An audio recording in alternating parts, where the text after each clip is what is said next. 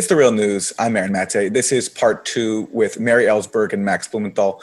We're talking about the internal unrest that has gripped Nicaragua for months. Max Blumenthal, we've just heard Mary Ellsberg lay out her case. She says that you've ignored the fact that it's the government that was responsible for the outbreak of violence in the early days of the protests, have ignored the use of government snipers to attack protesters. And also that the conclusions of the human rights community, not just locally, but also internationally, the UN, the Organization of American States, is sweeping in its condemnation of the Nicaraguan government, and that you're overlooking that. Your response to what Mary said? Well, I'll respond specifically, but what Mary appears to be trying to do is to decontextualize the goal of the revolt and the goal of an opposition that has no political platform or clear leadership behind sowing destruction and then forming a junta, which is what they specifically told me. And doing so with the same statistics that Ileana Ros-Lehtinen and the right-wing leader of the Miami lobby in Congress is using to drive the NICA Act, which will put Nicaragua under an economic embargo like it was under in the 1980s, and a time when Nicaragua lost something like 50,000 people.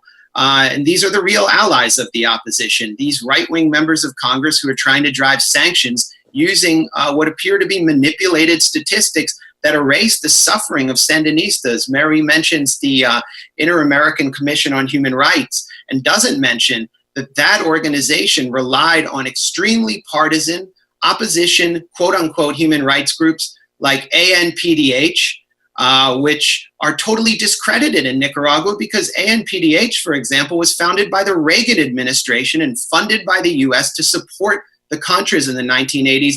And as I documented, was an active participant in the chaos in Nicaragua. Mary said that the police were not actually ordered to go into their barracks in the beginning. She's right. Later in the national dialogue, Ortega issued this order.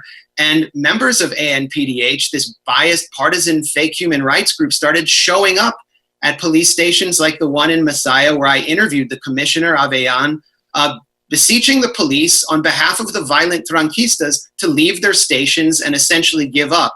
This is actually a part of the blueprint for regime change laid out by Gene Sharp in his Nonviolence as a Weapon of Warfare, except that we didn't actually see nonviolence. The death count that Enrique Hendricks has surveyed showed that these human rights groups would conflate deaths that occurred during the period from the beginning of the unrest on April 18th into July with deaths that were suicides, car accidents, passersby in the protests, and all of the Sandinistas who died, including people like Gabriel Vado, who was burned alive. This was an off-duty cop who never carried a weapon, who worked with at-risk youth in Masaya, was burned alive at an opposition tranque.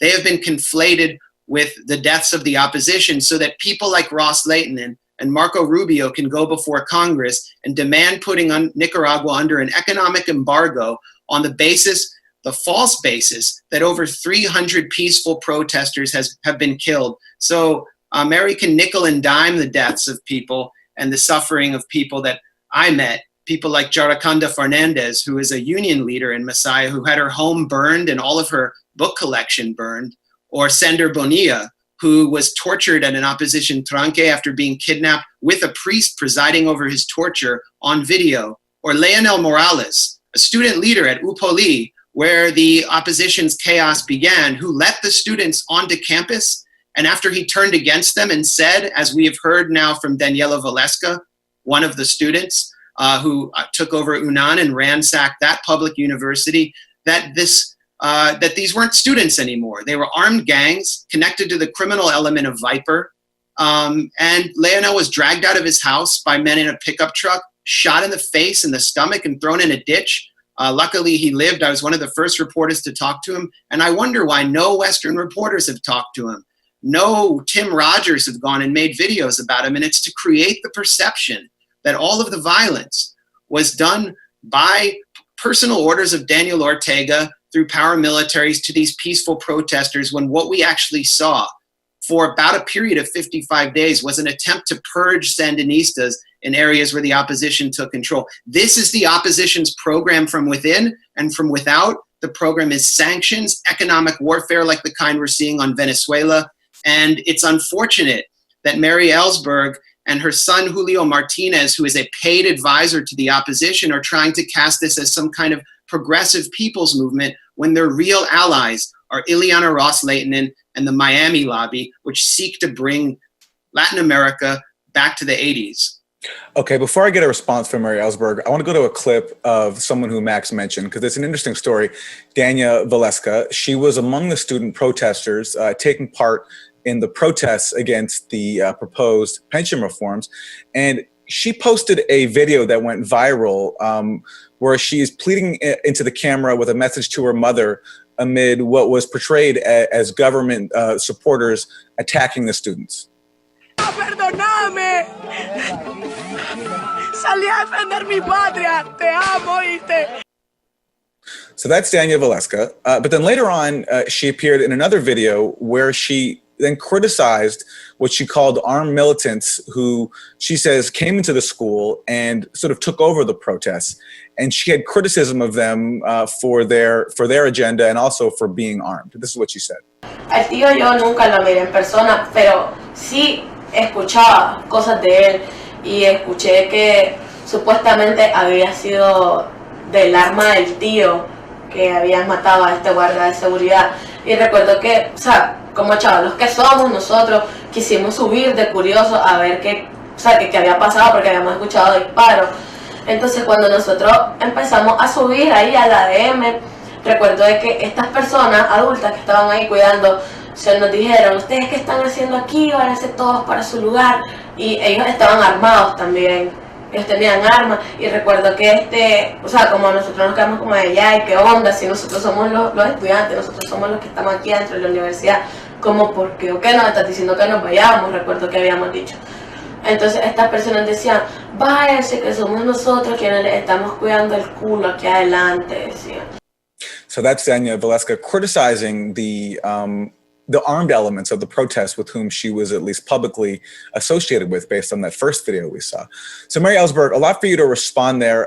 Max says that you are obscuring the fact that the political opposition basically has no real platform and has no broad popular support, among many other points that he made. Okay, well, there are a lot of points. I'll try and get to a few of them. I'll start by saying that I absolutely do not support the NICA Act.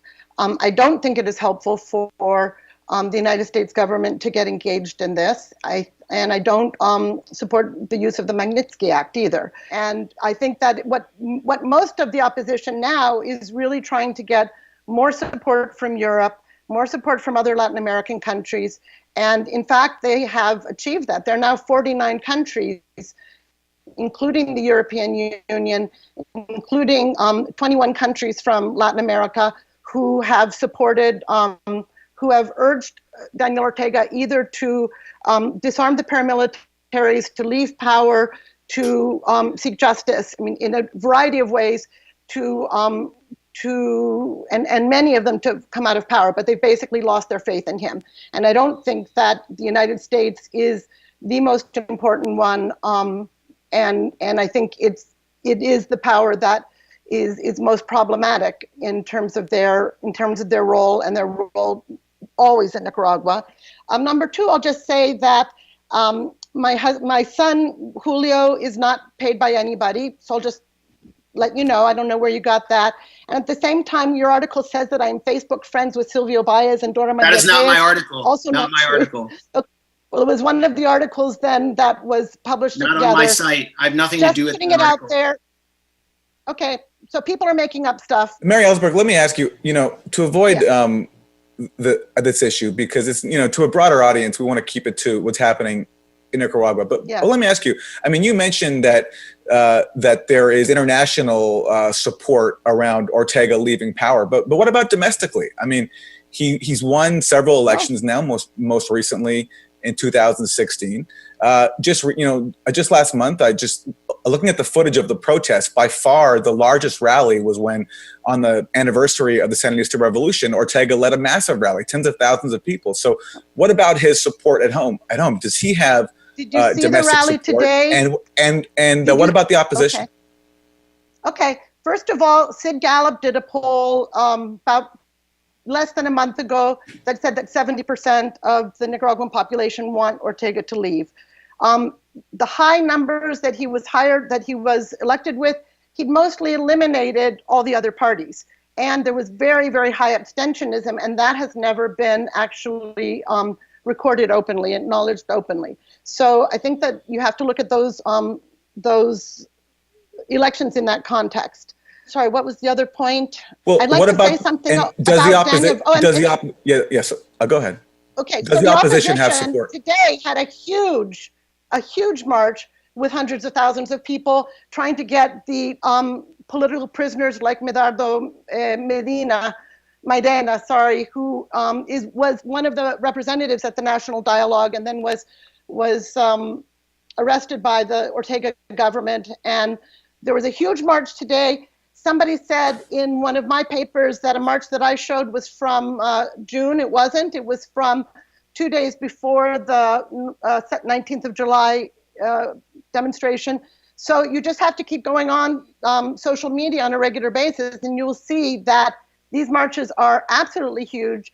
And less than a month ago, they did a national strike, and the entire city was closed down virtually. So that indicates a very high degree of power. Let me say something about Dania Valeska, and then I'd like to go to this supposed forensic analysis that Enrique Hendricks did. So Dania Valeska, yes, is very famous because she was on several social media streams, including one saying goodbye to her parents, where the government has said that was completely false. That was not false, and I could present a lot of evidence of why it wasn't, including a Washington Post reporter who was actually trapped in the school and then later in the church the whole night while they were being shot at. However, the clip that you just showed of Dania Valeska, what nobody mentions is that clip was taken while she was in jail in the Chipote. That was a clip that's heavily edited, and it was taken during her interrogation. And we actually have a lot of information about her interrogation, how she was beaten, how she was humiliated, she was stripped naked, she was forced to do sentadillas, squats naked, and they filmed her over and over again during the interrogation and then turned it into a clip to get people to think that she was an infiltrator. All of the student movements together have come out with statements supporting Dania Valeska and denouncing the harsh treatment and torture that she experienced. So I think we should not keep using pictures of confessions that are made during torture. I thought we had learned a long time ago that confessions made during torture are not very reliable, and I'm a little shocked that we continue to use them here. Okay, well, Mary, let me pause you there. I know you want to speak about that forensic report on the death toll, but let's actually start taking it issue by issue. So, Max, Mary is alleging that this video we just played was done under duress. Now, I'm curious your thoughts on that because you went to the school and spoke to students yourself. Your response to Mary saying that this testimony from that student was coerced.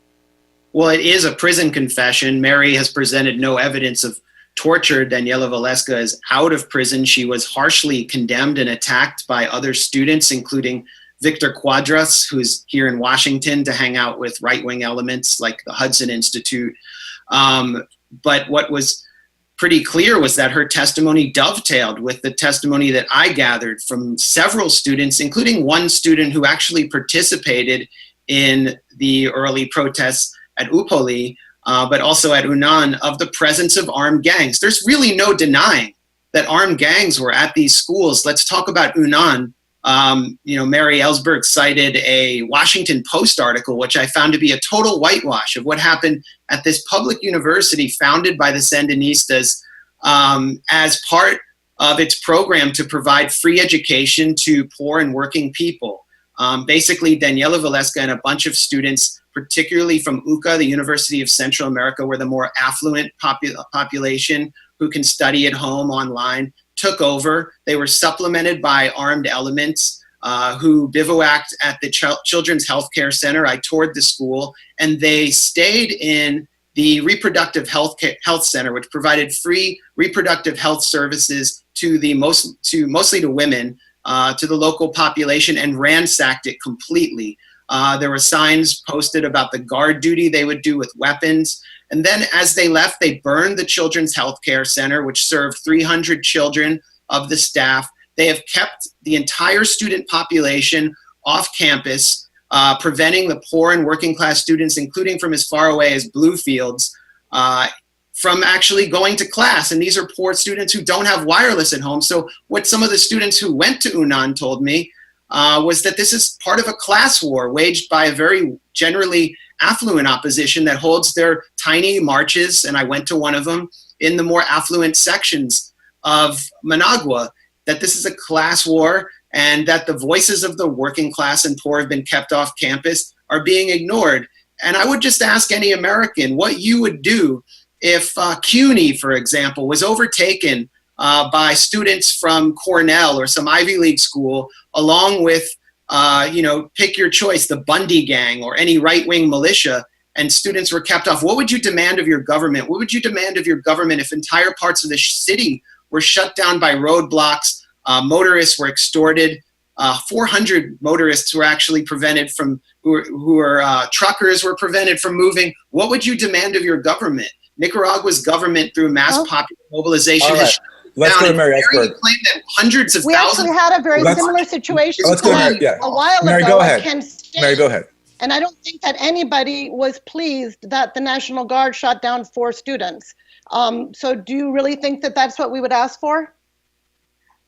First of all, that's not even a factual statistic, but yes, people would be asking to drive the armed criminal gangs off of public universities so students could go back to class, and you would especially be doing that. Americans have no idea what Nicaraguans have suffered through, and I would also ask how Americans would react if Russia and China donated billions of dollars to opposition civil society groups and opposition media in order to lay the groundwork for insurrection, which is what the National Endowment has boasted of doing in Nicaragua, and USAID, who you've written grants for. And I don't know why you didn't. Max, did you say billions?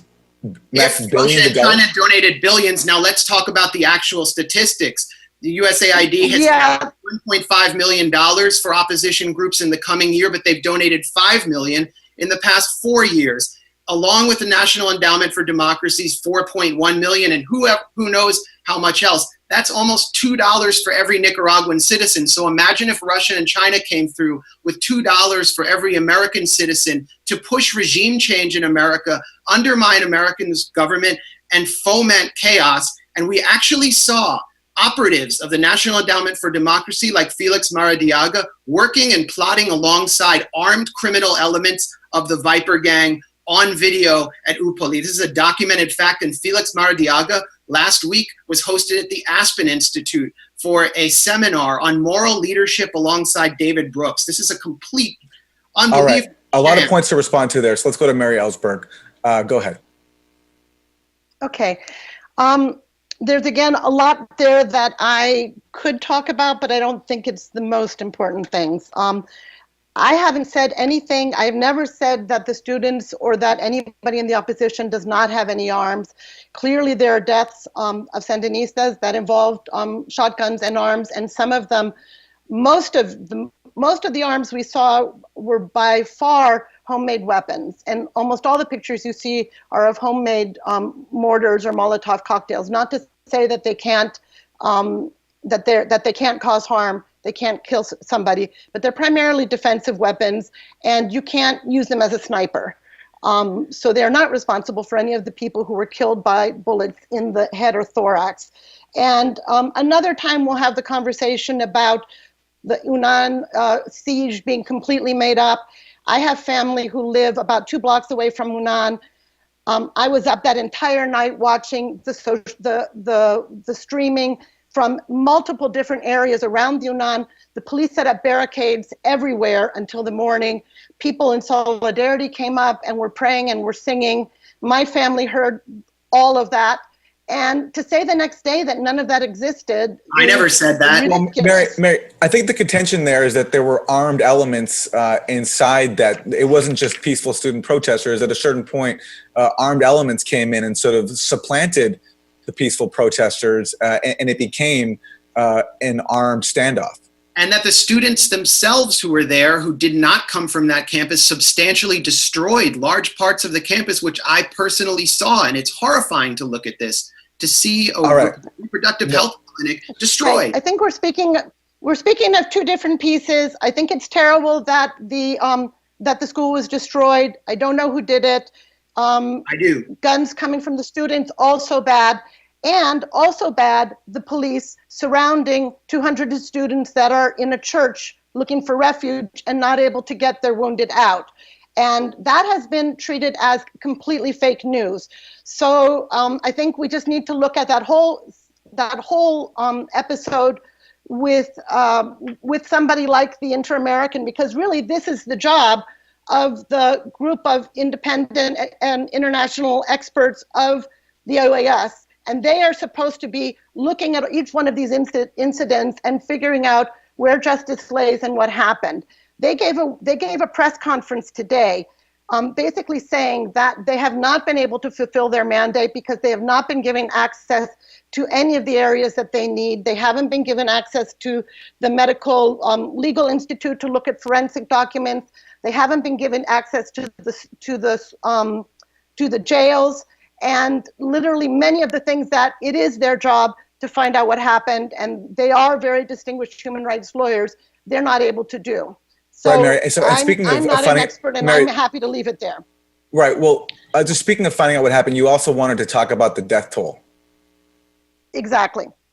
So I had already gone through the Inter-American Human Rights Commission's paper, the first report, which was very, very detailed. And I already told you a little bit about it. They had come up with 100, almost 200 people in the first report, and then in their most recent report, they talk about 317 people who have been killed during this period as a result of the protest. So it could be on either side.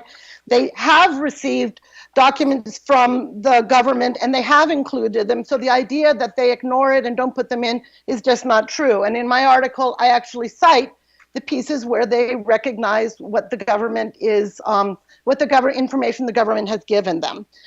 But a few days ago, a paper came out by somebody named Enrique Hendricks that everybody is talking about it as a forensic document. I don't know. I think the word forensic is being used very loosely. What he did was take a bunch of names, lists of names from two of the Nicaraguan NGOs that collected data on the deaths, and then the IACHR, which is not based on the other two, as people continue to say. In fact, there are complaints that were collected in CENID that are not in the IHCHR list because the family didn't want to report it or report a complaint. So these are actual formal complaints that have been lodged by family members or by individuals who have been harmed.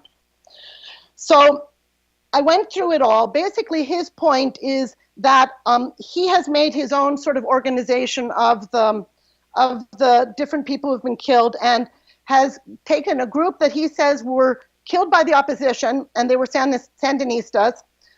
He says there are 60 of those, so about a fifth of the murders are by the opposition. About another fifth are people who are protesting who were murdered, presumably by the government or by parapolice. There's another 16% or 46 deaths of people who were bystanders, and people keep talking about people who are just walking around or something, and another group of 17% of deaths that are unrelated to the protests. So, and so he takes all of those out and basically says that there are 119 deaths from this list, and half of them are people who are killed by the opposition. Okay, that's the big story, and that's what everybody's been hearing thus far.